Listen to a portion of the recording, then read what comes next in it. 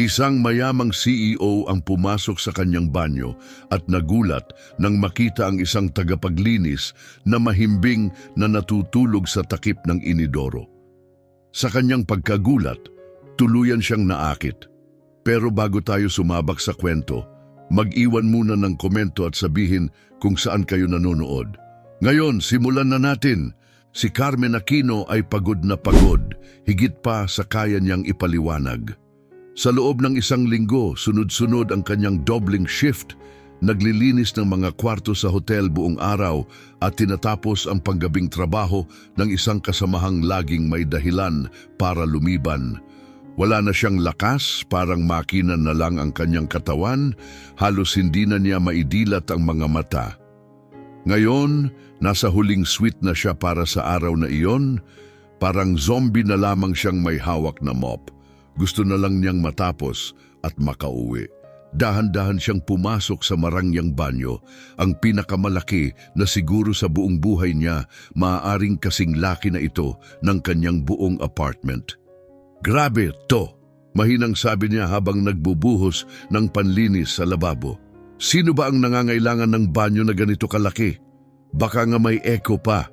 Sinimulan niyang kuskusin, banlawan at punasan ang mga gamit ng hindi na nag-iisip.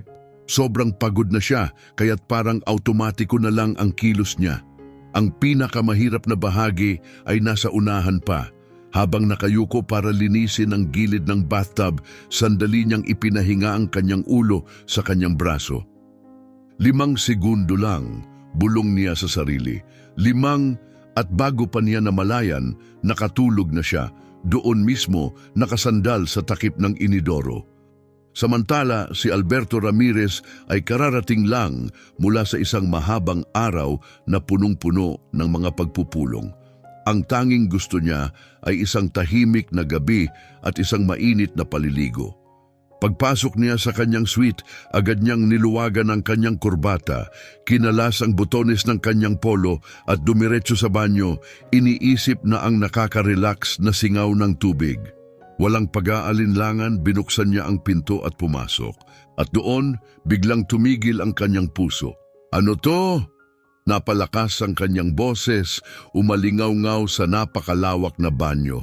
Napaatras siya, bumilis ang tibok ng kanyang puso na parang may mabangis na hayop na sumalakay sa kanya. Sa harapan niya, nakasandal sa inidoro, may isang babaeng nakauniporme ng tagapaglinis, mahimbing na natutulog, sa loob ng kanyang banyo. Sa tindi ng pagkabigla, sa isang saglit, naisip pa niyang ihagis ang kanyang polo rito, parang isang ritual ng exorcism. Nagising si Carmen sa pinakamalakas na sigaw na narinig niya sa buong buhay niya. Sa sobrang gulat, napasipa siya at nawala sa balanse. Diretsong bumagsak sa sahig, kasama ang kanyang mga panlinis. Diyos ko, anong nangyayari? Taranta niyang sigaw. Napaatras si Alberto nakatingin sa kanya na para bang nakita siyang gumapang palabas ng imburnal na parang multo. Sino ka? Anong ginagawa mo sa kwarto ko? Medyo tulala pa, tumingala si Carmen sa lalaking nasa harap niya. Matangkad, may maitim na buhok, matalim ang tingin, galit, pero hindi maikakailang gwapo. Ilang segundo siyang nag-ipon ng katinuan. Malaking banyo, amoy mamahaling sabon, suot niya ang kanyang uniforme. Naku, hindi lang ito basta banyo ito ng isang bisita. At ang guest na iyon ay nakatayo ngayon sa harapan niya. At galit na galit. Parang may truck na bumangga sa kanya, nanigas siya. At pagkatapos, bigla siyang kinabahan. Nanlaki ang mga mata niya at ang unang lumabas sa kanyang bibig ay, "Hindi ako nagnakaw, promise." Napakurap si Alberto, naguguluhan. "Ano? Nakatulog lang ako." Teka, parang mas lumala lang yata yun. Agad niyang itinaas ang kanyang mga kamay, parang may pulis na huli siyang nadakip. Naglilinis lang ako tapos napagdesisyonan mong matulog sa banyo ko? Putol ni Alberto, punong-puno ng pagtataka. Kasama ba yan sa paglilinis? May kasama bang break sa ibabaw ng inidoro?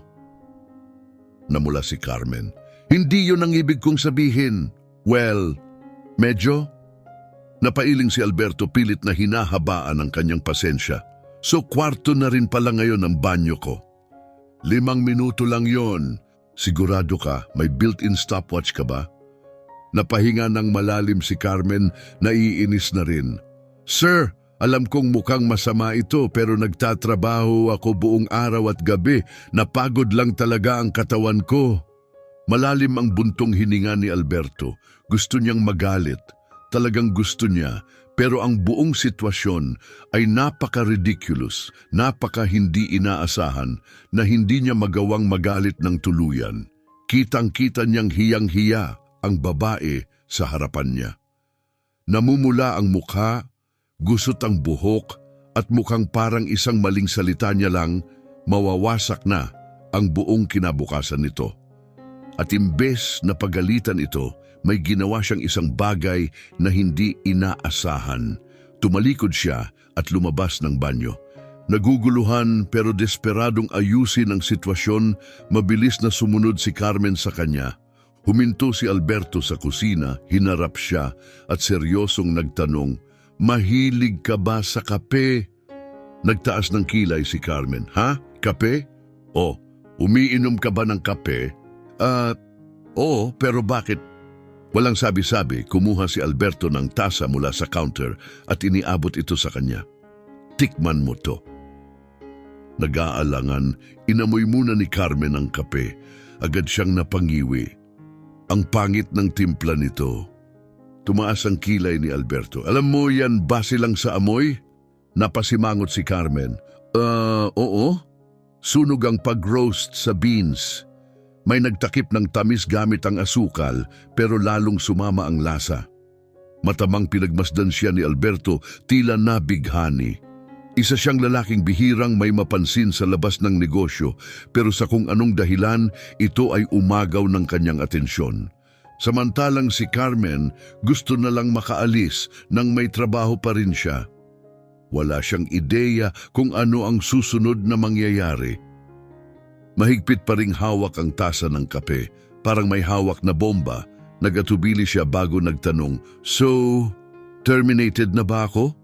Nagkibit balikat si Alberto. "Hindi ko pa alam." Napalunok si Carmen. "Hindi mo pa alam?" Tiningnan ni Alberto ang tasa sa kanyang kamay.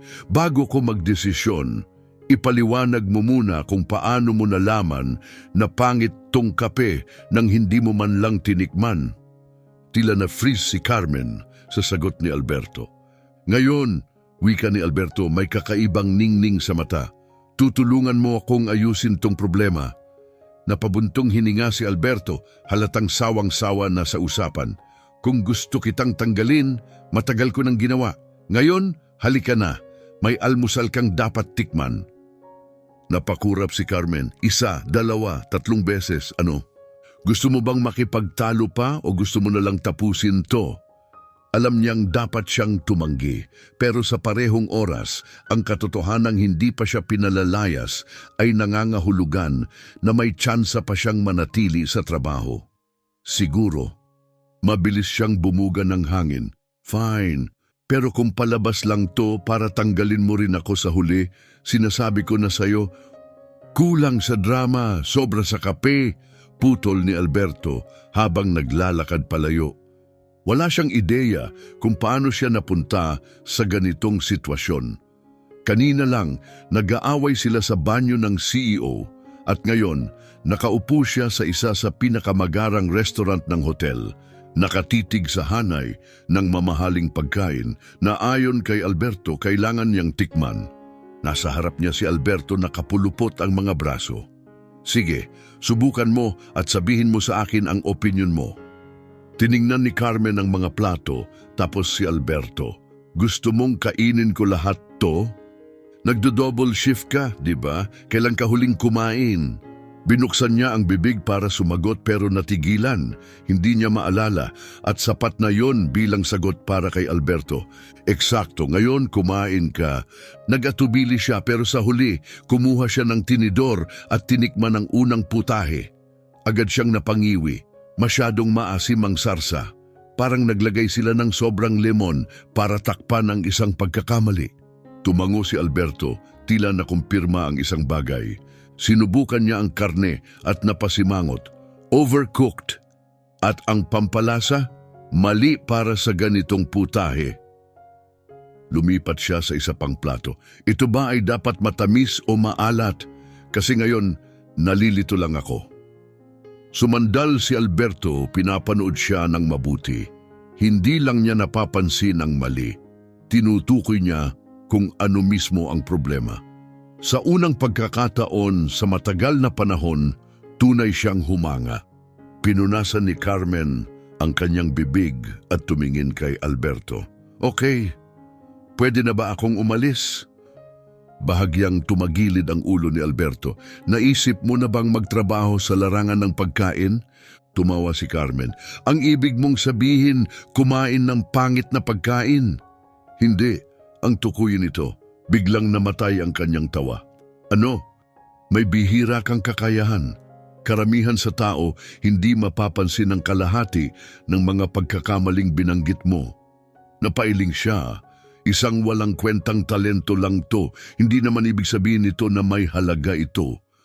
Matagal siyang pinag-aralan ni Alberto, tila ba sinabi niya ang pinaka-ridiculous na bagay na narinig nito. Sigurado akong sinabi na, yan sa'yo dati, hindi ba? Binukan ni Carmen ang kanyang bibig pero walang lumabas na salita. Tama siya. Tumayo si Alberto, pinaikot ang manggas ng kanyang polo. Bukas ng umaga, sasama ka sa akin sa kusina. May ipapatikim ako sa'yo. Nanlaki ang mga mata ni Carmen. Ha? At huwag mong subukang tumakas. Alam ko kung saan ka nagtatrabaho. Halos mahulog siya sa kanyang upuan. Sira ulo ka ba? Sa unang pagkakataon ng gabing iyon, tumawa si Alberto. Hindi pa, pero bigyan mo lang ng oras. Buong gabi pilit pinagtagpi-tagpi ni Carmen ang nangyari. Sa tamang lohika, dapat matagal na siyang natanggal sa trabaho. Kahit sinong normal na tao ay matagal nang pinalayas sa hotel matapos mahuling natutulog sa inidoro ng CEO. Pero hindi lang siya nanatili sa trabaho, kundi napasama pa siya sa kakaibang plano ni Alberto Ramirez na ayusin ang almusal ng hotel. May sentido ba ito? Wala. Gusto ba niyang makisali? Hindi rin. Pero hindi mukhang tipo si Alberto Ramirez na tinatanggap ang sagot na hindi. Kaya kinabukasan, kahit na kulang sa tulog, kinaladkad niya ang sarili patungo sa kusina ng hotel, determinadong huwag gumawa ng kahit ano na maaaring tuluyan siyang matanggal. Binuksan niya ang pinto at nakita si Alberto na nakatayo sa tabi ng head chef. Tiningnan siya ni Alberto tapos ang relo. Late ka. Napahinga ng malalim si Carmen.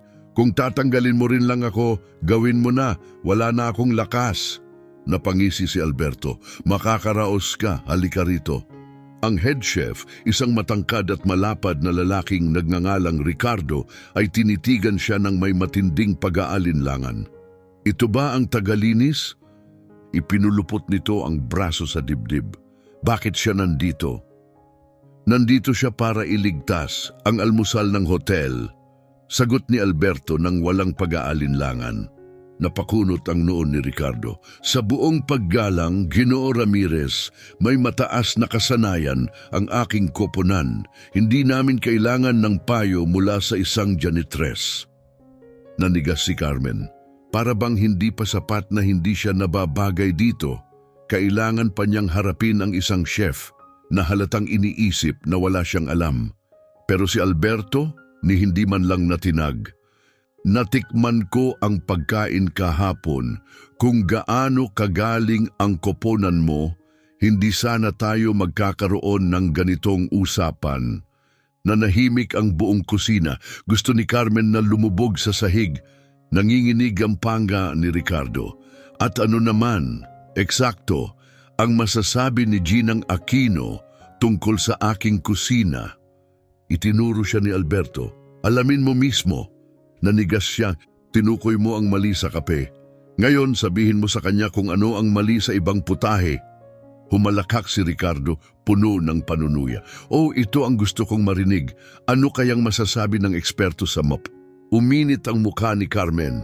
hindi siya makatiis. Sige, kung gusto niyang ipahiya siya, bibigyan niya ito ng palabas. Huminga siya ng malalim at kumuha ng kutsara. Tinikman niya ang unang ulam at ngumunguya ng mabuti bago nagsalita. Tuyo ang scrambled eggs. Gumamit kayo ng murang mantikilya at mali ang alat. Ipinulupot ni Ricardo ang kanyang mga braso. Ano pa? Kumuha si Carmen ng tinapay at kinagat ito. Hindi ito sariwa. Either kahapon pa ito niluto o hindi ito naimbak ng maayos. Nipis ang labi ni Ricardo at ang juice, uminom siya at agad na napangiwi. Sakuna to. Tumaas ang kilay ni Ricardo. Oh, bakit? Kasi may naghahalo ng sariwang orange juice at commercial juice tapos dinamihan ng disappointment. Halos mapangisi si Alberto. Si Ricardo sa kabilang banda ay mukhang sasabog. Sige, Genya Aquino, kung ikaw ang magaling, ano ang suhestyon mo? Tumingin si Carmen kay Alberto. Pwede ba akong magsalita ng direkta o ipiprito niyo ako rito? Napatawa si Alberto. Diretso mong sabihin. Binalikan niya si Ricardo. 5-star hotel to. Pero ang almusal, para lang galing sa cafeteria ng airport. Kailangan nyo ng mas magagandang sangkap, totoong mantikilya, sariwang tinapay, at itlog na galing sa farm. Nanginginig ang panga ni Ricardo. Magastos yan. At ang masamang pagkain ay nagtataboy ng customers na mula si Ricardo. Pero si Alberto mukhang tuwang-tuwa. Kaya't tapos na ang usapan. Susubukan natin ang suhestyon ni Ginggris Aquino. Tumayo si Ricardo mukhang sasabog. Insulto to. May dekada akong karanasan. Tapos makikinig ka sa isang janitress. Nagkibit balikat si Alberto pero nagawa niyang hulihin ang lahat ng mali sa pagkain mo sa loob lang ng 5 minuto. Nagsara ang bibig ni Ricardo. Tumango si Alberto kay Carmen. Magandang trabaho. Ngayon, magpahinga ka na. Habang naglalaba, dumating si Carla, hingal na hingal. Carmen! May chismis na pinahiya mo daw ang head chef sa harap ng CEO. Napabuntong hininga siya. Sinabi ko lang ang totoo. Nanlaki ang mata ni Carla at hindi kanya pinapatay. Parang ganun. Biglang bumukas ang pinto. Nakatayo ron si Ricardo. Gingang Aquino. Napalunok si Carmen. Hi? Napabuntong hininga si Ricardo. Isa akong hangal kanina. Nanlaki ang mata niya. Ha? Inayos namin ang almusal. Gustong-gusto ng mga bisita. Iniabot ni Ricardo ang kamay nito. Pwede ba kitang asahan sa susunod na mga putahe? Napatitig si Carmen sa kamay nito. Tumingin si Carmen kay Carla na mas mukhang nagulat pa kaysa sa kanya. Malalim siyang huminga bago iniabot ang kamay kay Chef Ricardo. Basta hindi ko kailangang maghugas ng pinggan pagkatapos. Napatawa si Ricardo. Deal! Halos mapatili si Carla sa tuwa. Sa hindi kapani-paniwalang paraan, nagawa iyon ni Carmen. Nakuha niya ang isang bagong posisyon sa hotel. At wala pa siyang ideya kung ano ang magiging kahulugan nito para sa kanyang hinaharap. Kahit ilang oras na ang lumipas, hindi pa rin niya lubusang maunawaan ang nangyari. Ilang araw lang ang nakaraan, isa lamang siyang housekeeper, naglilinis ng mga kwarto at nagsusumikap makaraos sa dobleng shift. Pero ngayon, hindi lang niya hinarap ang head chef kundi tumulong pa siyang ayusin ang almusal ng hotel. At sa hindi malamang dahilan, lumabas siya sa sitwasyong iyon na may posisyong kung saan may nakikinig na sa kanya. Siyempre ibig sabihin din nun, mabilis nang kumalat ang chismis sa hotel.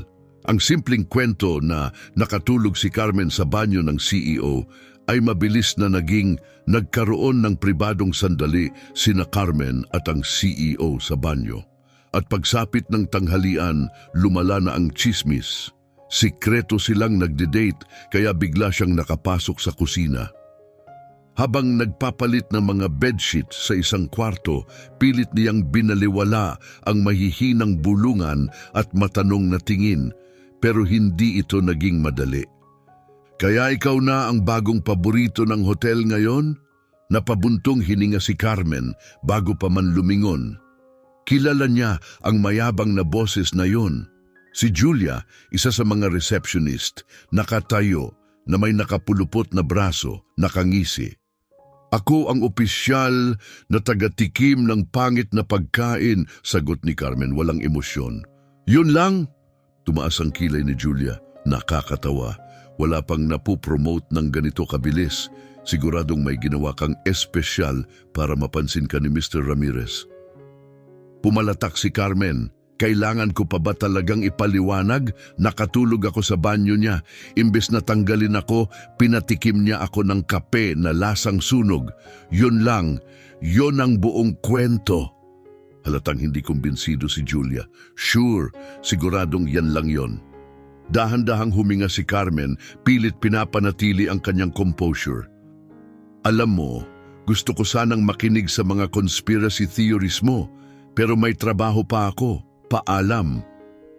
Hinila niya ang kanyang cleaning cart at mabilis na lumakad palayo bago pa may masabi pang iba si Julia. Sa ngayon, ang gusto lang niya ay mapag-isa at makabalik sa normal niyang trabaho.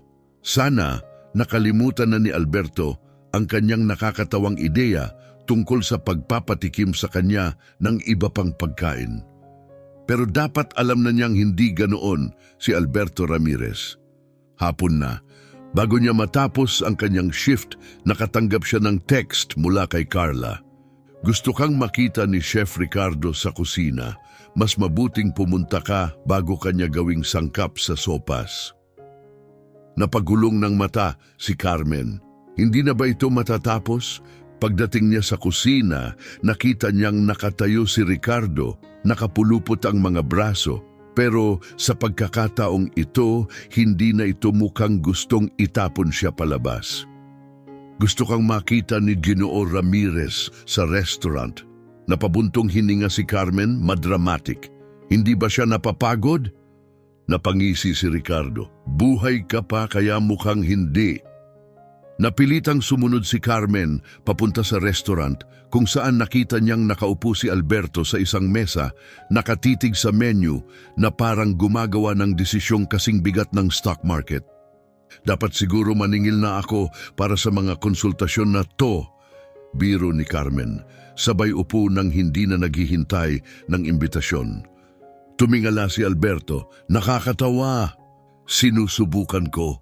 Isinantabi ni Alberto ang menu at tiningnan siya ng seryoso. May alok ako para sa'yo. Napakurap si Carmen, hindi yan magandang tunog. Mahilig ka bang maglakbay? Napakunot ang noo niya. Pakiramdam ko hindi ko magugustuhan ang patutunguhan nito. Hindi siya pinansin ni Alberto. May malaking food event sa Paris sa susunod na linggo. Isa sa pinakamalaki sa mundo. Tinitigan lang siya ni Carmen. Hinihintay ang bahaging may saysay. Okay at gusto kitang isama. Muling napakurap si Carmen. Ano? Narinig mo ako. Gusto kitang isama. Napatawa siya, akala mo may narinig siyang pinakanakakatawang biro sa mundo. Sandali, sandali. Gusto mong sumama ako, isang housekeeper, sa isang marangyang food event sa Paris? Eksakto. Mas lalo siyang natawa. Ramirez, naglilinis ako ng mga kwarto. Nagkukuskus ako ng banyo. Gusto mong lumipad ako papuntang Paris para lang sabihin sa'yo kung pangit ang isang putahe? Sumandal si Alberto, hindi mabasa ang ekspresyon. May bihira kang talento. Napapansin mo ang mali sa pagkain na hindi nakikita ng karamihan. Gusto kitang tulungan akong tukuyin ang pinakamahusay na mga chef at sangkap. Napailing si Carmen, hindi makapaniwala. Kalokohan to.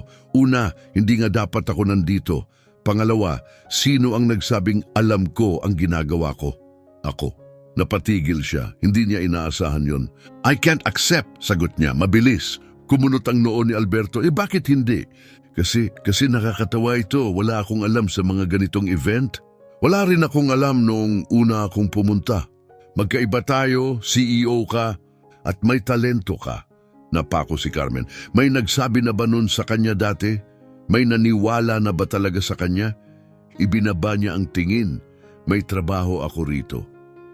Ibabayad kita ng doble sa kinikita mo sa hotel. Nanlaki ang mga mata niya. Ano? Makatarungan lang dahil tutulungan mo ako. Napasinghap siya. Hindi ko pwedeng basta iwan lahat.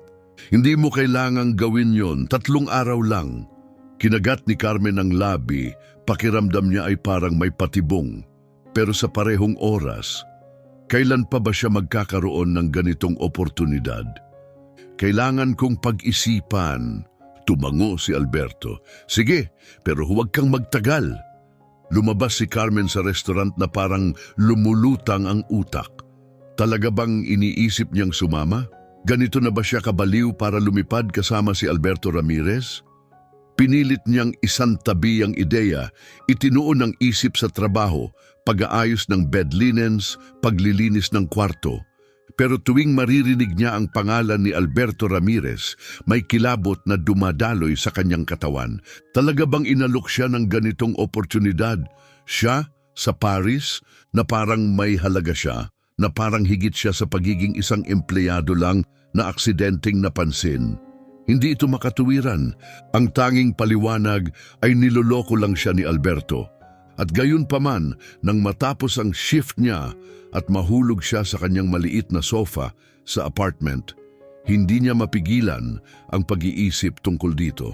3 araw.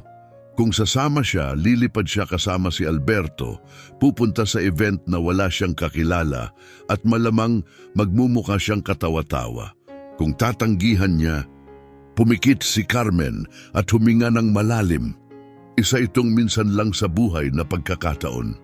Buong buhay niya sinabihan siyang hindi siya sapat, na hanggang sa nakakapagod at walang kwentang trabaho lang siya. Walang nagsabi sa kanya, may talento ka. Walang naniwala sa kanya, pero si Alberto Ramirez naniwala. At bago pa siya makapagbago ng isip, kinuha niya ang kanyang telepono at nag-type, "Sige, sasama ako." Ilang segundo lang may sagot na, "Ayos, maghanda ka na para sa biyahe." Napabuga siya ng hangin. Ano ba ang pinasok niya? Napagulong ng mata si Carmen. Naisip kong tumakas, pero kumbinsido akong huwag ng laman ng aking bank account. Napangiti si Alberto. Yan ang tamang mindset. Bago pa siya makapag-isip ng mabuti, inihatid na siya sa eroplano. Pero syempre hindi lang ito basta-bastang eroplano. Nakapagbiyahe na siya noon, laging siksikan sa economy class, nagdarasal na huwag mapunta sa tabi ng isang naghihilik na pasahero. Pero ngayon, papasok siya sa isang pribadong jet kung saan ang mga upuan ay gawa sa malambot na leather. Ang pagkain ay talagang nakakain at may sapat na espasyo para sumayaw kung gugustuhin niya. Okay, bulong niya habang lumilinga sa paligid. Mas maganda ito kaysa sa mga lumilipad na bus na nasakyan ko dati. Napangisi si Alberto. Masaya akong malaman na na-impress na kita. Bumagsak si Carmen sa upuan at napabuntong hininga. Hindi mo kailangang i-impress ako, Ramirez. Siguraduhin mo lang na hindi ako mapahiya sa Paris. Walang pangako. Tiningnan niya ito ng masama. Enjoy mo talagang pahirapan ako, no? Isa sa mga paborito kong libangan. Nang lumipad ang eroplano, ipinikit ni Carmen ang kanyang mga mata, ramdam ang pagbaligtad ng kanyang sikmura. Talaga bang pupunta siya sa Paris kasama si Alberto Ramirez? Hindi pa kailanman naging ganito ka-surreal ang buhay niya. Ang hotel nila ay parang eksena mula sa isang pelikula. Gintong palamuti sa muebles, kumikinang na chandelier at makakapal na mamahaling carpet. Napakamahal ng lahat na natatakot siyang huminga nang malapit dito. Pero ang totoong pagsubok ay nasa unahan pa. Kinagabihan bago ang pangunahing event, isinama siya ni Alberto sa isang eksklusibong hapunan at doon niya napagtanto kung gaano siya ka-out of place.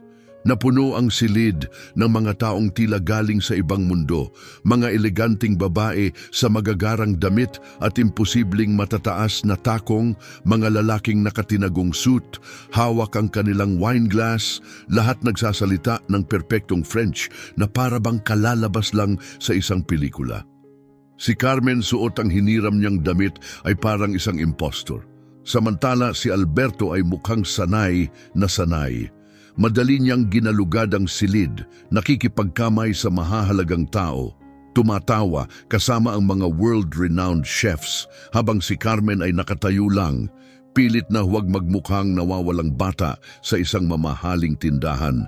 At saka, dumating ang kanyang pinakakinatatakutang sandali. Miss Aquino, tama? Isang magara at mukhang mayamang lalaking nasa katanghaliang gulang ang lumapit sa kanya. May magiliw ng ngiti. Napakurap si Carmen. Oo. Sinabi ni Alberto na may pambihira kang talento sa pagkilala ng mga lasa. Nanlamig ang sikmura niya, dahan-dahan siyang lumingon kay Alberto na, siyempre, mukhang aliw na aliw sa nangyayari. Kinuha ng lalaki ang isang baso ng alak at iniabot ito sa kanya. Kung ganon, sabihin mo sa amin, anong taon nanggaling ang alak na ito? Nanigas si Carmen, nakatitig sa baso na parang may lason ito. Naka-cross-arm si Alberto, malinaw na nag-e-enjoy sa sandali. Huwag mo akong tingnan ng ganyan, sabi nito nang walang pakialam. Bahagi na ito ng trabaho mo ngayon. Napakagatlabi si Carmen, nangingit-ngit. Kinuha niya ang baso at dahan-dahang tumikim. Ang alak ay malalim at mayaman sa lasa, pero may kakaibang nota rito. Nag-isip siya sandali at nang hindi namamalayan sinabi, inimbak ito sa oak barrels, pero may prutasang lasa. Siguradong recent vintage ito, siguro mga 3 taon pa lang. Nanlaki ang mga mata ng lalaki. Napatigil si Carmen. Ano? Sakto ang sagot mo. Lalong lumaki ang ngiti ni Alberto. Kita mo? Alam kong magaling ka rito. Napatingin si Carmen sa baso, hindi makapaniwala. Talaga bang nahulaan niya yun ng tama? Baka nga dapat talaga siyang narito. Nagpatuloy ang gabi na puno ng bagong kakilala, masasarap na pagkain at higit pang alak. At sa kanyang ikinagulat, hindi lang siya basta nakaligtas, napahanga niya ang mga tao. Sa bawat putahe na tinikman niya, lumakas ang kanyang loob. Nahuli niya ang tamang lasa, natukoy ang maliliit na pagkakamali at nagawa pang mapaangat ang kilay ng ilang mga chef sa tunay na pagkamangha. Pagsapit ng gabi, habang pauwi sila sa hotel, tumingin sa kanya si Alberto na may aliw ng ngiti. Aaminin ko, napahanga mo ako. Napabuntong hininga si Carmen, napahanga ko rin ang sarili ko. Huminto si Alberto sa harap niya, bahagyang itinagilid ang ulo. Kaya iniisip mo pa rin bang hindi ka nababagay dito? Tinitigan siya ni Carmen, hindi sigurado kung paano sasagot. Dahil sa unang pagkakataon, hindi na rin siya sigurado. Pinagmasdan siya ni Alberto ng ilang segundo pa bago ngumiti. May talento ka, Aquino, at ngayong alam ko na yon, hindi na kita hahayaang mawala. Napakislot siya. Hindi kailanman nagsasabi si Alberto Ramirez ng isang bagay ng walang dahilan. At bigla, napagtanto ni Carmen, hindi lang tungkol sa pagkain ang biyahe na ito. Maaari nitong baguhin ang lahat. Nagising si Carmen na parang nasa panaginip pa rin siya, nasa Paris siya, sa isang 5-3 bituin hotel. Kasama ang isang bilyonaryong CEO na, sa hindi malamang dahilan, ay tunay na naniniwala sa kanya. Kung may nagsabi sa kanya 1 linggo ang nakalipas na ito ang magiging buhay niya, tatawanan lang niya ang mga ito.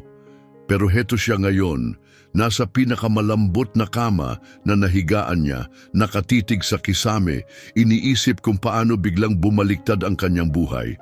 Bumangon siya at lumapit sa bintana. Nakabibighani ang tanawin, makasaysayang mga gusali, abalang lansangan, magagandang kafe, parang eksena mula sa isang pelikula. At sa kung anong dahilan narito siya, nag-vibrate ang kanyang telepono. Isang mensahe mula kay Alberto. Almusal sa 8:00, huwag kang malilate. Napagulong ng mata si Carmen. Kahit nasa Paris, hindi ito nagpapahinga. Pero bumangon pa rin siya, naligo, nagbihis at bumaba. Nasa restaurant na si Alberto, abala sa kanyang telepono. Palagi ka bang nauuna kahit saan? Tanong ni Carmen habang nauupo. Tumingala siya, nakangisi. Ang iba, tawag diyan ay pagiging maagap. Sa akin, tawag diyan ay pagiging epektibo. Binuksan ni Carmen ang menu at tawag ko diyan nakakainis. Tumawa si Alberto. Dumating ang waiter at umorder si Alberto ng itim na kape. Samantalang si Carmen, isang croissant at mainit na tsokolate. Hindi ka umiinom ng kape? Tanong ni Alberto. Umiinom pero nasa Paris tayo. Dito, ang mainit na tsokolate ay isang sining. Hindi na sumagot si Alberto, basta pinanood lang siya habang tinikman niya ito. Naku, ang sarap nito, bulong ni Carmen, halos mapaungol sa sarap. Napailing si Alberto, natawa, talagang seryoso ka sa pagkain. Dinala mo ako rito para doon, di ba? Ganon nga. Nang matapos sila, dumiretso sila sa isang eksklusibong tasting session. Nagulat si Carmen nang muling napahanga niya ang mga eksperto. Pero bago sila umalis, may isang hindi inaasahang lumapit. Isang matangkad, blondang babae sa isang napakamahal na damit. Alberto Ramirez, anya may pilyang ngiti. Matagal na tayong hindi nagkikita. Tiningnan siya ni Alberto. Huwag mo nang pansinin. Ipinulupot ni Carmen ang mga braso niya. Narinig mo ang gusto niyang ipahiwatig, di ba? Oo, at yan mismo ang dahilan kung bakit ka dapat nandito. Huminto si Alberto sa paglalakad at marahang hinawakan ng kanyang braso, pinapaharap siya rito. Nandito ka dahil may talento ka. Hindi mahalaga ang iniisip nila. Napakagatlabi si Carmen at umiwas ng tingin. Madaling sabihin yan para sa'yo, isa kang bilyonaryo. At matalino ka kaya tigilan mo ang pag-aalala. Gusto niyang maniwala. Pero sa kaibuturan niya, alam niyang ang mga tulad ni Madeline ay hindi kailanman titingin sa isang tulad niya bilang higit pa sa isang tagalabas. Kinagabihan habang mag-isa si Carmen sa bar ng hotel, napansin niyang nasa kabilang dulo ng silid si Madeline, kausap si Alberto. At sa kanyang pagkadismaya, mukhang malapit sila sa isa't isa. Hindi siya dapat maapektuhan, walang dahilan para mag-alala. Pero nang bahagyang hawakan ni Madeline ang braso ni Alberto at ngumiti siya rito, may kung anong sumikip sa dibdib ni Carmen. Bago pa niya maunawaan ang nararamdaman, tumayo siya at umalis. Ilang minuto ang lumipas, nakaupo siya sa kama niya, nakatitig sa sahig, pilit na kinukumbinsi ang sarili na wala lang yon. Pero hindi naniwala ang puso niya. Sa unang pagkakataon, napagtanto ni Carmen na marahil, siguro lang, nagsisimula na siyang makaramdam ng kung ano para kay Alberto Ramirez. Buong gabi niyang tinangkang kumbinsihin ang sarili na wala siyang pakialam o hindi bababasa, yun ang sinabi niya sa sarili habang hindi mapakali sa kama. Pero sa tuwing ipipikit niya ang kanyang mga mata, nakikita niya si Alberto. Ang paraan ng paghawak ni Madeline sa braso niya, ang paraan ng pagngiti niya rito, kung gaano sila kanatural na magkasama, parang dalawang taong kabilang sa parehong mundo. At si Carmen, isa lang siyang bisita sa mundong yon, hindi ba? Isang tagalabas, baka hindi na siya dapat pumunta rito. Nang sumikat ang araw, napagpasyahan na ni Carmen, kinuha niya ang kanyang telepono at nag-type ng mensahe. Sa tingin ko dapat na akong umuwi. Salamat sa oportunidad pero hindi ako nababagay sa mundong ito. Tinitigan niya ang screen, huminga ng malalim at saka pinindot ang send, tapos na pero halos agad ang naging tugon ni Alberto. Kita tayo sa restaurant sa loob ng 10 minuto. Napabuntong hininga si Carmen. Ayos lang. Kinaladkad niya ang sarili palabas ng kama, nagbihis at bumaba. Nandoon na si Alberto umiinom ng kape, may ekspresyong puno ng inis. Umupo si Carmen sa upuang nasa tapat niya. Magandang umaga. Ibinaba ni Alberto ang kanyang tasa. Akala mo ba makakalusot ka sa akin sa isang simpleng mensahe? Hindi ako tumatakas. Nagpapakatotoo lang ako. Ipinulupot niya ang kanyang mga braso. Nagpapakatotoo? Oo. Tingnan mo Alberto, nagpapasalamat ako sa lahat pero wala naman talagang saysay na manatili pa ako rito. Tahimik siyang pinagmasdan ni Alberto bago bahagyang tumagilid ang ulo. Tungkol to kay Madeline, di ba? Nanlaki ang mata ni Carmen. Ha? Hindi? Siyempre hindi. Napangisi si Alberto. bigla kang nawala pagkatapos mong makita kaming nag-uusap. Napagod lang ako. Sumandal si Alberto sa upuan. Aquino, ang pangit mong magsinungaling. Napairap si Carmen at kinuha ang isang piraso ng tinapay. Marahas itong pinahiran ng mantikilya. Wala itong kinalaman doon. Sa tingin ko lang, pagkakamali ang pagpunta ko rito. Bakit? Napabuntong hininga siya at ibinaba ang tinapay. Dahil hindi ako tulad mo, Alberto. Hindi ako sopistikado. Hindi ako marunong mag-Pranses. Hindi ko alam kung paano umakto sa ganitong klaseng event. Kita mo naman kung paano ako tingnan ni Madeline, kung paano ako tingnan ng lahat. Muling napabuntong hininga si Alberto, hinimas ang kanyang mukha, halatang inis. So yun na yun? Aalis ka dahil lang may ilang mayayabang na tao na hindi matanggap na mas magaling ka kaysa sa kanila? Hindi ako mas magaling kanino man, pero mas magaling ka. Walang naisagot si Carmen. Bahagyang yumuko si Alberto, seryoso ang tingin. Akala mo ba dinala kita rito ng wala lang? Hindi ko sinasayang ang oras ko sa mga taong walang halaga. Napalunok si Carmen. Bihira magbigay si Alberto ng papuri. Bihira siyang magsalita ng ganito kadiretso. At gago talaga siya kasi gusto niyang maniwala rito. Tumayo si Alberto, inilabas ang isang maliit na card sa kanyang bulsa at inilapag ito sa mesa. Mayroon kang hanggang tanghali para magdesisyon. Kung gusto mong umalis, may flight pa uwi na nakalaan para sa'yo. Napatigil si Carmen. Pero kung gusto mong manatili, magkita tayo sa main hall sa 3:00. Tiningnan niya ang card, tapos bumalik ang tingin kay Alberto. Nagtagal pa siya ng 1 segundo bago ito tumalikod at lumayo. Huminga ng malalim si Carmen. Ano na ngayon? Mananatili siya at haharapin ang mga taong hindi siya tanggap o aalis siya at tatakasan ang pagkakataong ito. Pero si Carmen Aquino hindi kailanman tumatakbo palayo sa laban.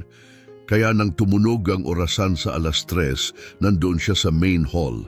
Hindi ngumiti si Alberto nang makita siya, pero may kung anong kasiyahan sa kanyang tingin. Mabuti, sabi nito.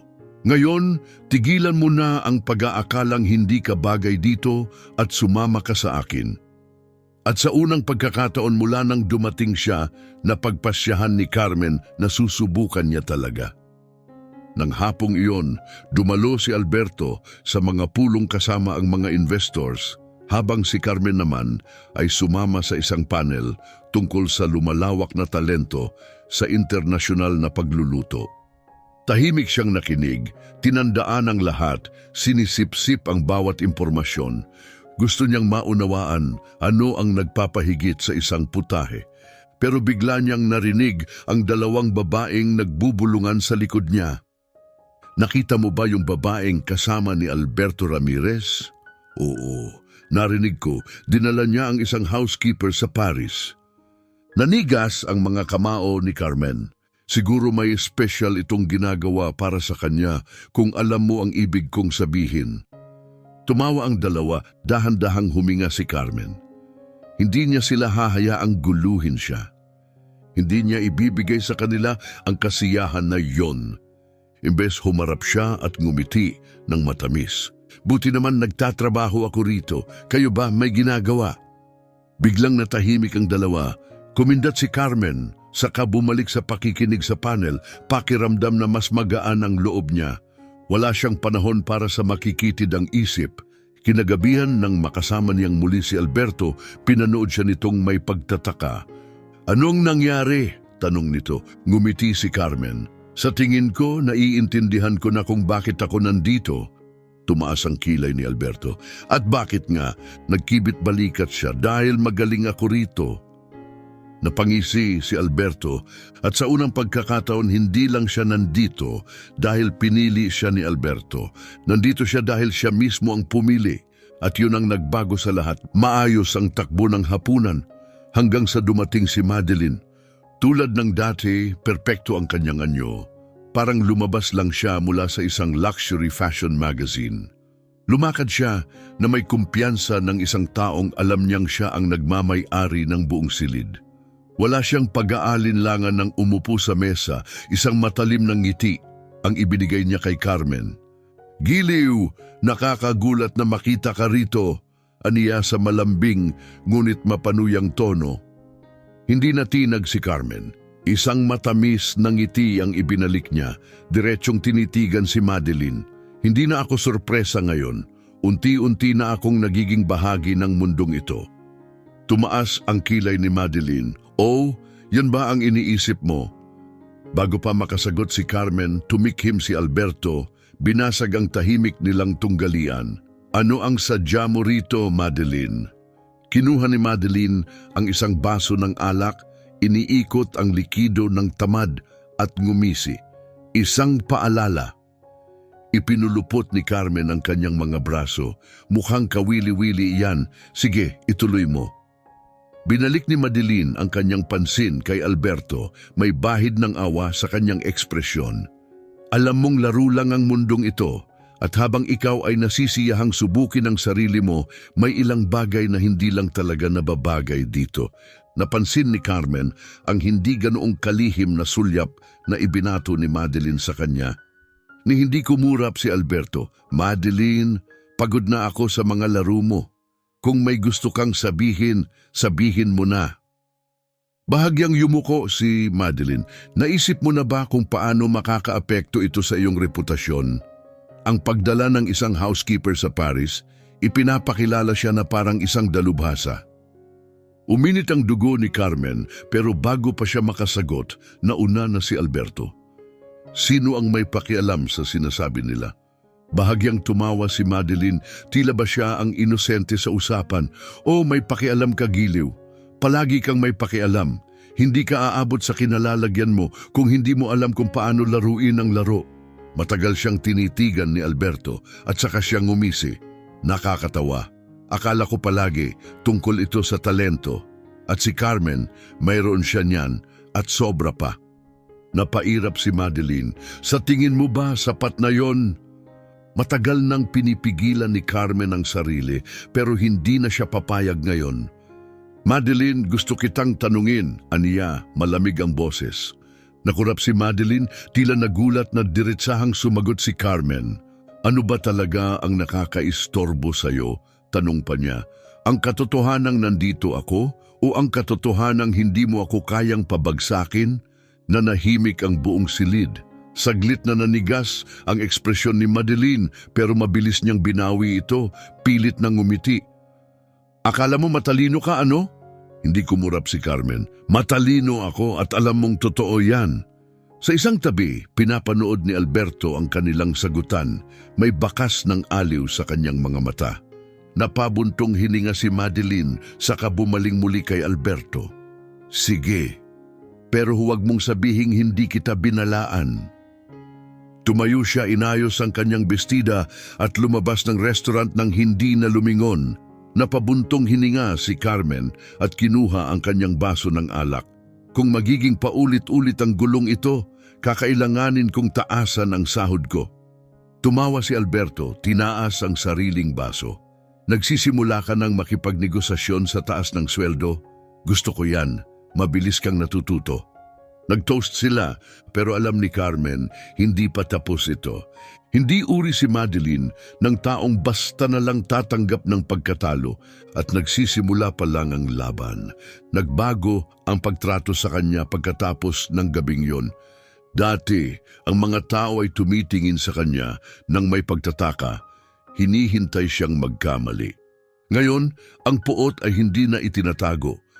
Kinabukasan, sa isang eksklusibong food event, pagpasok pa lang nila ni Alberto sa Grand Hall, nagsimula na agad ang bulong-bulungan.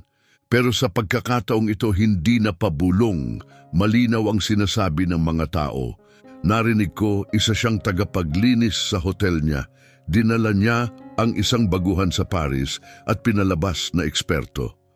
Siyempre, may ibang dahilan kung bakit siya nandito. Sumiklab ang galit ni Carmen, pero pinilit niyang manatiling kalmado. Hindi siya papayag na makita nilang nawawalan siya ng kontrol. Pero si Alberto, malayo sa pagiging kalmado, kumuyom ang kanyang panga at ang matalim niyang tingin ay tila tumagos sa mga nag-uusap. dahilan para umiwas ang tingin ng karamihan. Ignorahin mo sila, aniya. Napailing si Carmen. Madaling sabihin yan para sa'yo. Tiningnan siya ni Alberto, matigas ang boses. Gusto mong patunayang nababagay ka rito?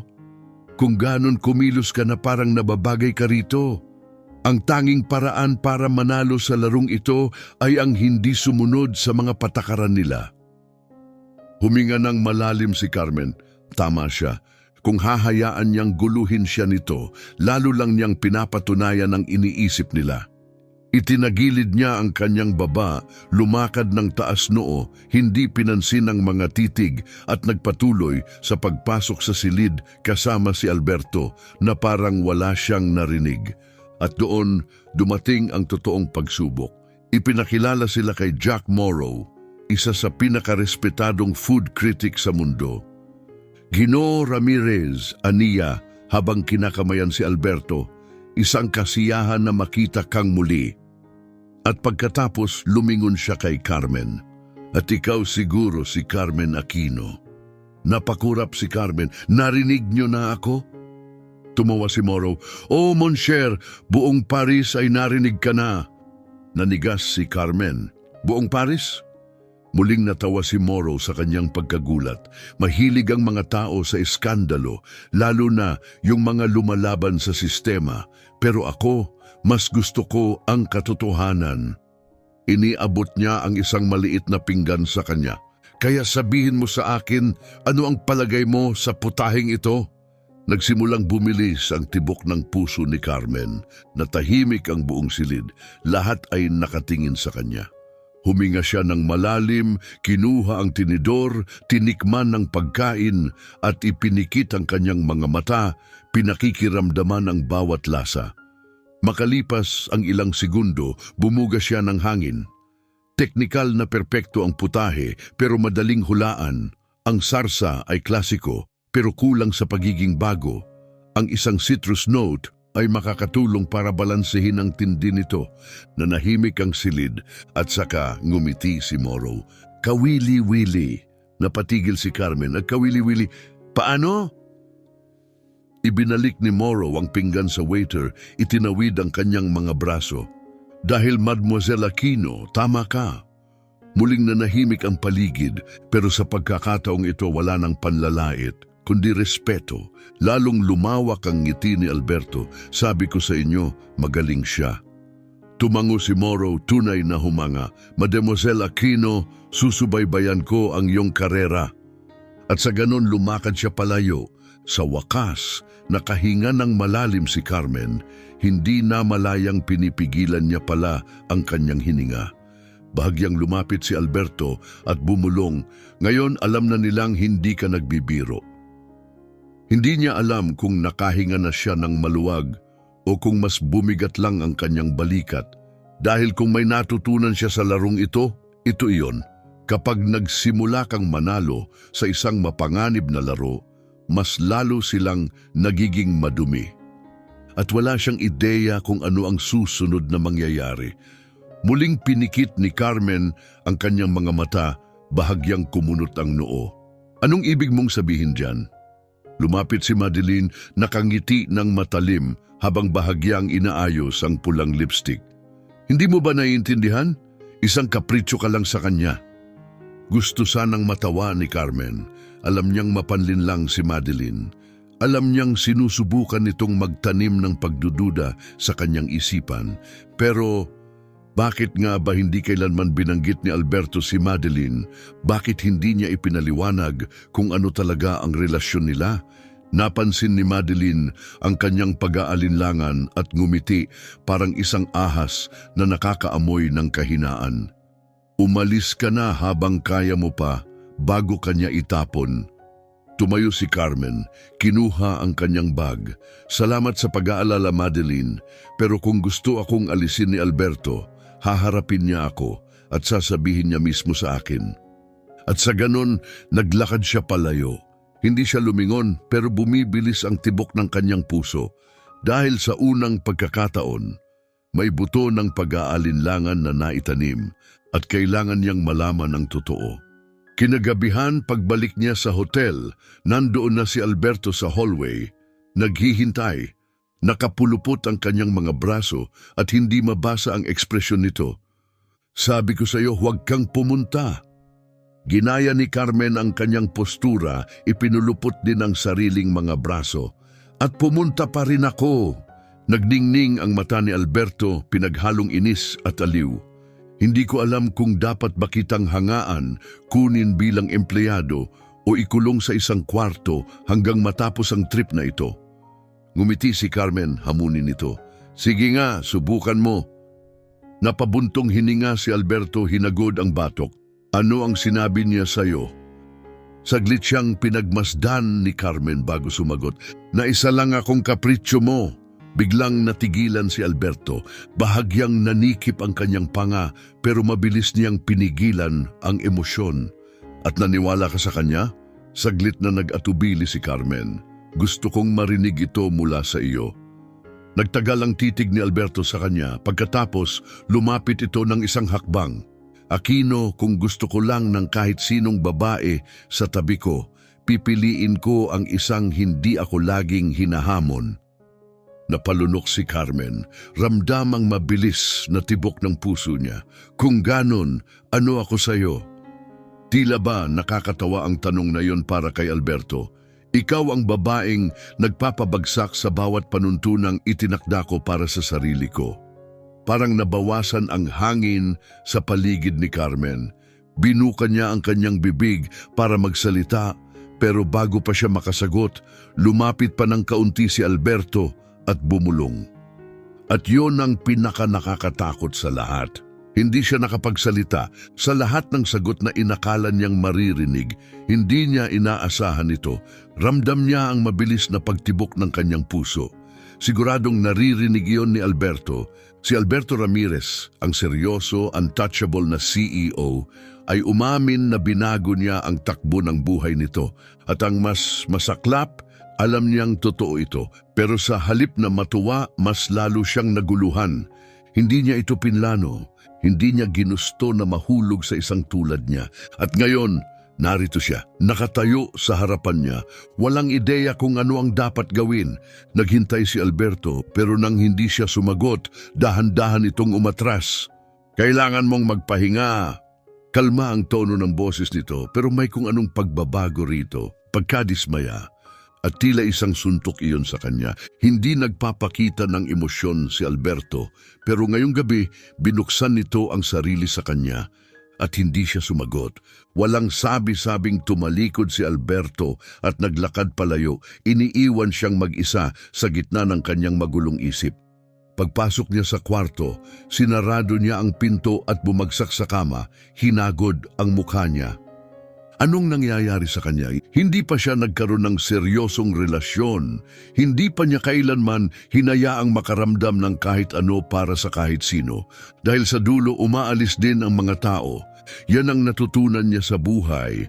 At ngayon, dumating si Alberto, sinira ang bawat panuntunan niya at gusto nitong pagkatiwalaan niya ito. Nakakatakot. Pero sa parehong pagkakataon, hindi gustong tumakbo ng puso niya. At yun ang mas lalong nakakatakot. Kinabukasan, nagkunwari si Carmen na walang nagbago. Nagbihis siya, kumain ng almusal mag-isa, pumunta sa food event na parang walang nangyari. Pero ang totoo, nagbago na ang lahat. Hindi nagpakita si Alberto sa almusal. Hindi siya tumawag, hindi siya nag-text, at sa unang pagkakataon napagtanto ni Carmen kung gaano niya hinahanap ang presensya nito. Dumaan ng umaga ng mabagal. Sumama siya sa mga food tasting, binaliwala ang mga titig. Nagkunwaring hindi niya tinitingnan ang paligid para hanapin si Alberto, pero hindi ito dumating. Hanggang sa hapon, nang dumating ang hindi maiiwasan, habang sinusuri niya ang isang putahe, may narinig siyang pamilyar na boses sa tabi niya. Mukhang may iniwan kang mag-isa. Pumikit si Carmen ng isang segundo bago lumingon. Si Madeline, may nakasisilaw ng ngiti sa mukha. Ano na naman ang gusto mo? Tanong ni Carmen, may paninigas sa boses. Nagkibit balikat si Madeline. Tinitingnan lang kita. Matapos ang usapan niyo kagabi, mukhang Lumayo siya. Nanginig ang kamao ni Carmen. Anong ibig mong sabihin? Ngumiti si Madeline. O giliw, talaga bang inakala mong hahabulin ka niya? Hindi uri si Alberto ng taong naghihintay sa kahit sino. Kung hindi ka handang makipaglaro, hahanap siya ng ibang gagawa nito. Nanikip ang dibdib ni Carmen pero hindi niya ipinakita. Mukhang masyado kang nag-aalala tungkol sa akin. Saglit na nagbago ang ekspresyon ni Madeline. Nagpapakatotoo lang. Bahagyang tumagilid ang ulo ni Carmen o baka naman natatakot ka dahil sa pagkakataong ito, pinili ni Alberto ang isang hindi niya kayang kontrolin. Nanigas ang ekspresyon ni Madeline. Wala kang ideya sa sinasabi mo. Lumapit si Carmen, malamig ang boses. Oh, mayroon. At alam mo kung ano pa, maaaring hindi ko alam kung saan patungo ito, pero hindi ko sinasayang ang oras ko sa pangmamaliit ng ibang tao para lang maramdaman kong mas mataas ako. Tumawa si Madeline malamig. Sa tingin mo ba mahalaga ka sa kanya? Hindi nagatubili si Carmen. Alam kong mahalaga ako, pero hindi tulad mo. Hindi ko kailangang patunayan yon kaninuman. Bago pa makasagot si Madeline, tumalikod na si Carmen at naglakad palayo, taas noo. Maaring hindi pa niya alam ang lahat tungkol kay Alberto. Pero alam niyang hindi ito tulad ni Madeline at bigla napagtanto niyang ayaw na niyang tumakbo. Gusto niyang harapin ito. Hindi mapakali si Carmen ng gabing iyon.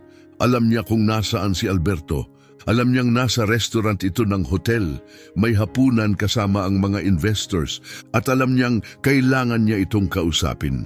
Huminga ng malalim, kinuha ang kanyang coat at lumabas ng kwarto. Dumiretso siya sa restaurant at nang pumasok siya, doon niya ito nakita. Nasa main table si Alberto, abala sa pag-uusap, kalma, seryoso, pero parang naramdaman niya ang presensya niya dahil nang tumaas ang tingin nito, nagtagpo ang kanilang mga mata. At sa isang iglap, nawala ang lahat ng iba. Hindi niya alam kung siya ang gumalaw o kung si Alberto. Ang alam lang niya, sa loob ng ilang segundo, magkasalubong na sila. Kailangan nating mag-usap. Matamang pinag-aralan siya ni Alberto sa katumingin sa mga investors nito. Excuse me, gentlemen. At walang pag-aalinlangan, hinawakan niya ang kamay ni Carmen at dinala siya palabas ng restaurant. Hindi kailanman inakala ni Carmen na mahuhulog siya sa isang tulad ni Alberto Ramirez. Pero nangyari ito at sa unang pagkakataon, hindi niya gustong tumakbo. Nang umagang iyon, bumaba siya para mag-almusal at naabutan si Alberto na nakaupo na sa kanilang karaniwang mesa. Magandang umaga, Aquino. Ngumiti si Carmen habang naupo sa tapat niya. Mukhang maganda ang gising mo. Bahagyang tumagilid ang ulo ni Alberto. Nagulat ka? Kinuha ni Carmen ang isang piraso ng tinapay at kumagat bago sumagot. Sabihin na lang natin na hindi pangkaraniwan. Ngumiti si Alberto at humigop ng kape. Kumusta ang pakiramdam mo pagkatapos ng kagabi? Napabuntong hininga si Carmen at ipinulupot ang kanyang mga braso. Sa totoo lang, medyo naguguluhan pa rin. Naguguluhan? Saglit siyang nag-atubili bago umamin, hindi ko pa ito nagawa dati, Alberto. Hindi ko pa hinayaang may makalapit ng ganito. Sandali siyang pinagmasdan ni Alberto bago sumagot, ako rin. Napakurap si Carmen, nagulat. Palaging sigurado si Alberto sa sarili niya. Hindi niya kailanman naisip na maaari rin pala itong kasing hindi sigurado niya. Kaya, ibig sabihin ba nito tayo na? Hindi niya natapos ang tanong, nag-aalangan. Tumaas ang kilay ni Alberto. Magkasama?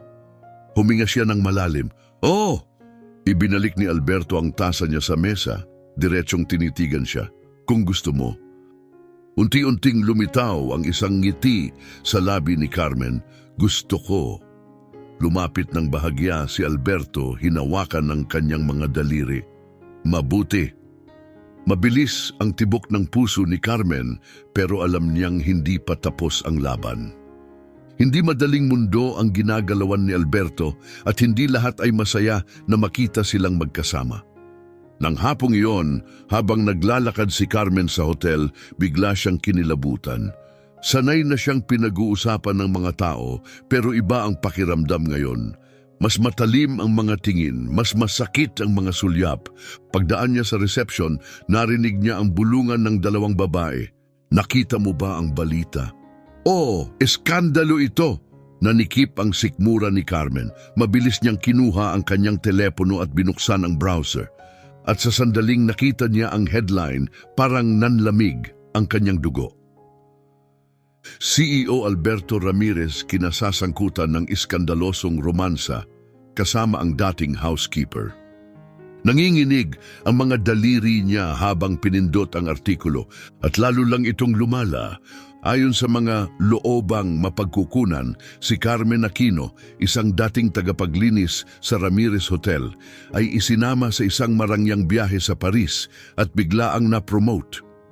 May mga espekulasyon na ginagamit niya ang relasyon niya kay Alberto para umangat sa lipunan. Nanikip ang dibdib niya. Hindi lang ito chismis, isa itong tahasang pag-atake. Biglang nag-vibrate ang kanyang telepono. Alberto, nasaan ka? Nilunok niya ang kaba at nag-type ng sagot. Sa reception. Ilang minuto lang dumating si Alberto pero hindi ito mukhang kalmado, mukha itong galit. Mahigpit nitong hawak ang telepono at nagdilim ang mga mata. Hahanapin ko kung sino ang may kagagawan nito. Matawa-tawa si Carmen, walang halong saya. Kailangan mo pa bang hanapin? Nakasulat na ang pangalan ni Madeline Dian. Pinigil ni Alberto ang ngisi. Alam ko. Napailing si Carmen, huminga ng malalim. Alam kong may mag-uusap pero ito, iba na ito. Hinawakan ni Alberto ang kamay niya. Ako ang bahala. Tinitigan siya ni Carmen. Paano? Bahagyang ngumisi si Alberto. Sa paraan ko. Kinagabihan, ipinatawag ni Alberto ang isang press conference sa hotel. Pagpasok pa lang ni Carmen sa silid, agad siyang nabalot ng kaba. Mga mamamahayag, mga kamera, kumukutitap na mga flash, mabilis ang tibok ng puso niya. Pero nang tumingin siya kay Alberto, nakatayo ito sa entablado, matibay at hindi natitinag. Hinawakan nito ang mikropono at nagsimulang magsalita. Alam kong narito kayo dahil sa mga usap-usapan tungkol sa akin at kay Carmen Aquino. Kaya hayaan ninyong linawin ko ang isang bagay. Tahimik ang buong silid. Diretso niyang tinitigan ng mga kamera. Hindi na-promote si Carmen Aquino dahil sa relasyon namin. Na-promote siya dahil may hindi matatawarang talento siya at paulit-ulit niyang pinatunayan na may lugar siya sa mundong ito. Nanikip ang lalamunan ni Carmen, nagpatuloy si Alberto. At para sa mga nag-iisip na ito'y isang iskandalo, wala akong pakialam. Nagbulungan ng mga mamamahayag na gulat. Hindi ako kailanman natakot sa opinyon ng publiko at hindi ako magsisimula ngayon. At pagkatapos, tumingin siya kay Carmen. Pinili kong makasama siya at hindi ko ipagpapaumanhin yon. Nag-init ang mga mata ni Carmen. Ipinusta na ni Alberto ang lahat para sa kanya. At sa sandaling yon, napagtanto niyang hindi mahalaga ang sasabihin ng iba. Haharapin nila ito ng magkasama. Nang matapos ang press conference, lumapit si Alberto sa kanya. Ano? Tanong nito. Ano sa tingin mo? Napatawa ng mahina si Carmen, nanginginig pa rin. Ikaw ay isang ganap na baliw. Ngumiti si Alberto. At heto ka pa rin. Hinawakan ni Carmen ang mukha niya, matatag ang boses, palagi. At doon mismo, sa harap ng mga kumikislap na kamera at mapanuring mata, hinalikan niya ito. Dahil sa unang pagkakataon, alam niyang kabilang siya rito. At walang sinuman, hindi si Madeline, hindi ang press, hindi ang mundo, ang makakaagaw nito sa kanya. Kinabukasan nagising si Carmen sa walang tigil na pag-vibrate ng kanyang telepono. Sunod-sunod ang mga mensahe. May bumabati sa kanya, may nang-aakusa sa kanya bilang isang oportunista. Pero wala siyang pakialam. Sa unang pagkakataon, hindi na siya nag-iisa. Nang bumaba siya para mag-almusal, naabutan niyang nakaupo na si Alberto sa kanilang mesa. Pero sa pagkakataong ito, mukha itong payapa. Mahimbing ba ang tulog mo? Tanong nito nang maupo siya. Humigop ng kape si Carmen. Mas mahimbing kaysa dati. Kailangan lang naman nasa bawat pahayagan na ang pangalan mo. Napairap si Carmen. Hindi mo naman kailangang gawin ang press conference na yon. Bahagyang tumagilid ang ulo ni Alberto, pero ginawa ko. Napabuntong hininga si Carmen at kinagat ang croissant. Palagi mo talagang pinapahirap ang mga bagay, ano? Ngumisi si Alberto. Palagi. Bago pa siya makasagot, may pamilyar na figura na pumasok sa restaurant. Si Madeline. Tulad ng dati, perpekto ang anyo, pero malamig ang mga mata. Dumiretso siya sa kanilang mesa. Pwede ba tayong mag-usap? Ni hindi tumingala si Alberto mula sa kanyang kape. Kung isa na naman itong sermon, wala akong interes. Pilit ngumiti si Madeline at tumingin kay Carmen. Gusto ko lang linawin ang ilang bagay. Ipinulupot ni Carmen ang kanyang mga braso. Ngayon mo gustong mag-usap matapos mong subukang sirain ako? Napabuntong hininga si Madeline. Carmen, intindihin mo, hindi ito personal. Napatawa si Carmen. Talaga, ang pagpapakalat ng kasinungalingan tungkol sa akin ay hindi personal? Mariing pinikit ni Madeline ang kanyang mga mata. Hindi iyon kasinungalingan, mga hindi kaaya-ayang katotohanan. Sumandal si Alberto.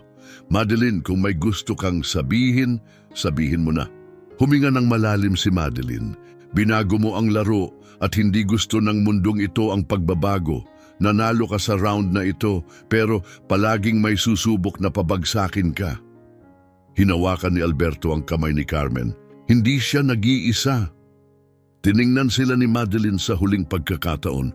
Good luck! At saka siya umalis. Huminga ng malalim si Carmen, pinisil ang kamay ni Alberto. Handa ka na ba? Tanong nito. Ngumiti siya. Higit pa sa dati. Carmen, tiningnan si Alberto, ang kanyang puso'y pumipintig ng mas malakas kaysa dati. Ano ang mangyayari pag uwi natin? Pinaikot ni Alberto ang kanyang baso ng alak, tinitingnan siya ng mabuti bago sumagot. Gusto mo bang bumalik sa hotel?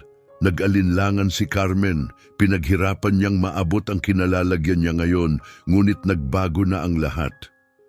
Mahal ko ang ginagawa ko pero sa tingin ko, handa na akong subukan ng bago. Ngumiti si Alberto, may alok ako para sa'yo. Itinaas niya ang kanyang kilay. Nakikinig ako. Ibinaba ni Alberto ang kanyang baso at hinawakan ang kamay ni Carmen. Magtulungan tayo, hindi bilang empleyado, kundi bilang kapareha. May tunay kang talento, Carmen. Maaari tayong bumuo ng isang bagay na magkasama. Muling bumilis ang tibok ng kanyang puso. Seryoso ka? Hindi nag-atubili si Alberto. Hindi ako nagsasabi ng bagay na hindi ko ibig sabihin. Huminga ng malalim si Carmen. Isang malaking hakbang ito. Ngunit nang tumingin siya sa mga mata ni Alberto, alam na niya ang sagot. Tinatanggap ko. Lumawak ang ngiti ni Alberto. Matalinong desisyon. Nag-toast sila at sa sandaling iyon alam ni Carmen, hindi na muling magiging pareho ang kanyang buhay. Lumapag ang pribadong jet, hudyat ng kanilang pagbabalik. Ngunit batid ni Carmen, iba na ang lahat ngayon. Pagpasok nila sa sasakyan, hinawakan ni Alberto ang kanyang kamay. Handa ka na ba sa bagong kabanatang ito? Ngumiti siya, pinisil ang kanyang mga daliri. Hindi pa ako naging mas handa sa buong buhay ko. Hinila siya ni Alberto sa isang matinding halik at alam ni Carmen ang kanyang kinabukasan ay hindi na tungkol lamang sa paglilinis ng mga hotel rooms. Ang kanyang kinabukasan ay nasa tabi ni Alberto Ramirez. Hindi niya kailanman inasahan ang pagbabagong ito.